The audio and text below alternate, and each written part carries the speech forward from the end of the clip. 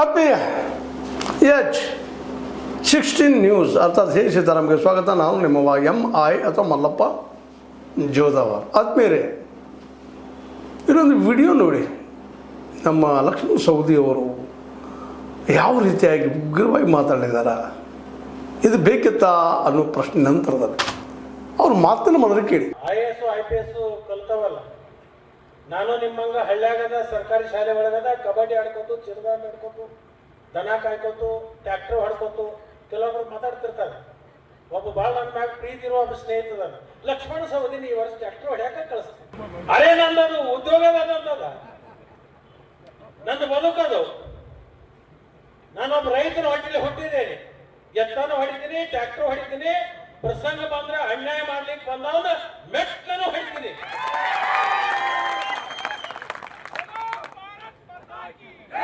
ಆ ತಾಕತ್ತು ನನ್ನ ಕ್ಷೇತ್ರದ ಜನ ನಾವು ಕೊಟ್ಟಿದ್ದಾರೆ. ಆ ತಾಕತ್ತು ನನಗೆ ನನ್ನ ಕ್ಷೇತ್ರದ ಜನ ಕೊಟ್ಟಿದ್ದಾರೆ. ನನ್ನ ಕ್ಷೇತ್ರದ ರೈತರ, ನನ್ನ ಕ್ಷೇತ್ರದ ಜನರ ಸ್ವಾಭಿಮಾನಕ್ಕೆ ಧಕ್ಕೆ ಆಗ್ಲಿಕ್ಕೆ ನಾನು ಬಿಡೋದಿಲ್ಲ. ಯಾರಾದ್ರೂ ಏನಾದ್ರು ಕನಸು ಕಟ್ಕೊಂಡಿರ್ಬೇಕು. ಏನು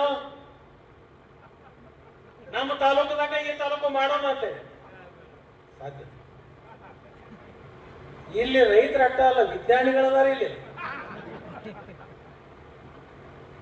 ದಿಲ್ಲ್ಯಾಗ ಏನ್ ನಡೀತಿತ್ತು ಅನ್ನೋದು ಇಲ್ಲಿ ಇಲ್ಲಿ ಹೇಳ್ತಾರ.